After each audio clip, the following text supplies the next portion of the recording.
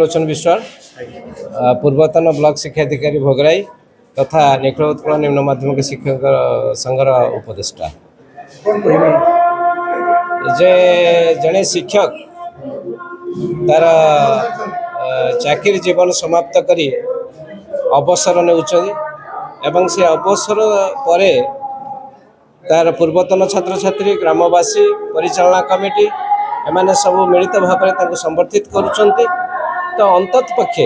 शिक्षकता जीवदशा भितर जहाँ सब कार्य करिसेंती ताको गोटे स्वीकृति मिलूची एवं गोटे लोक जदि आत्मबल बढ़िबो एवं तार जो आत्मविश्वास जदि बढ़िबो सी सुस्थ एवं निरोग रही पारिबो। आजिर ये जो ग्रामवासी तरफ पूर्वतन छात्र छात्री तरफ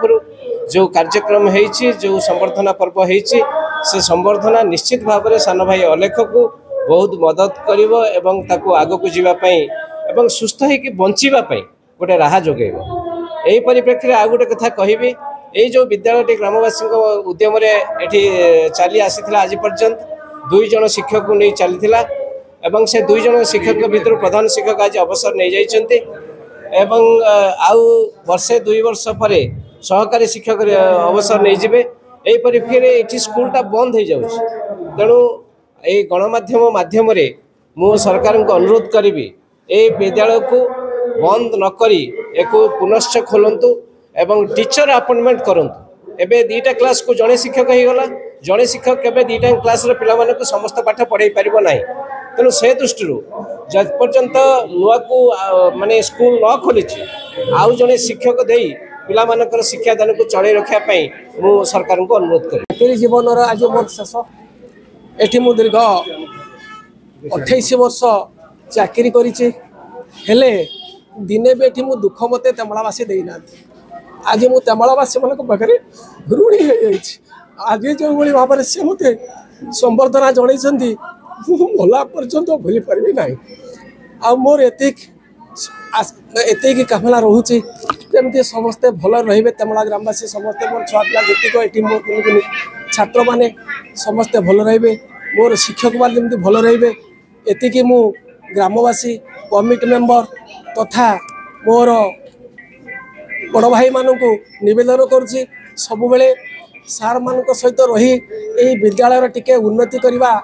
उद्देश्य उन्नति करने लक्ष्य टिके आगे आसवे विद्यालय उन्नति हेले जहाँ टिके गाँव ना रे विद्यालय तो भांगी जीव मोर ये बायरजाना उच्च प्राथमिक विद्यालय आउ गोटे 2टा वर्ष भितर बंद हो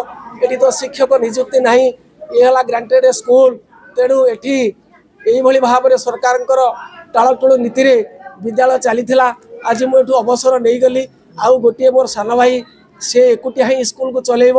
जहाँ उपरवालार भरोसा थी से पिला दायित्व नहीं पिला केमी भल मनीष कर भाव में खाद्य पानीय ए व्यवस्था सब कर कथा परमेश्वर कहे एवं जगन्नाथ पाखे मुझे कामना करुँची एति प्रार्थना करुँची मो ग्रामवासी मान मंगल हम जेभली समस्ते खुशी रे रहिबे। हाटोड़ी आज ये बाणीजन यूपी स्कूल तेमला प्रधान शिक्षक जो कि अलेख चंद्र परिड़ा आज खूब भव्य संबर्धना दि जाऊँगी ग्रामवासी तरफ पूर्वतन छात्र छात्री तथा ग्रामवासी मिलित उद्यम आज खूब भल संबर्धना दि जाऊँगी।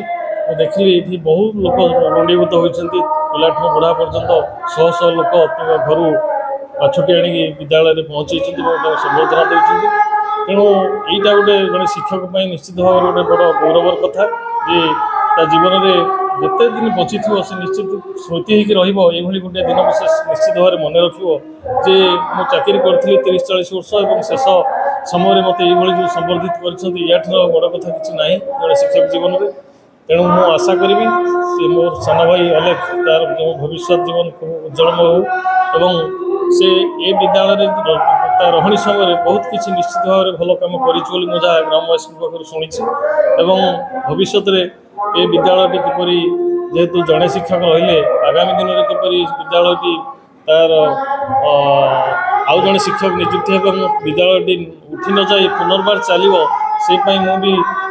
सरकार को गणमाध्यम माध्यम अनुरोध करी विद्यालय पुनर्बार चालू रहू जेहेतु गोटे बड़ गाँ और ये पिलाने सुदूर 3-4 किलोमीटर जावाई निश्चित भाव में कष्टसाध्य से दृष्टिकोण ये विद्यालय पुनर्बार चालू रही ये गाँव सब ग्रामवासी निश्चित भाव उपकृत है।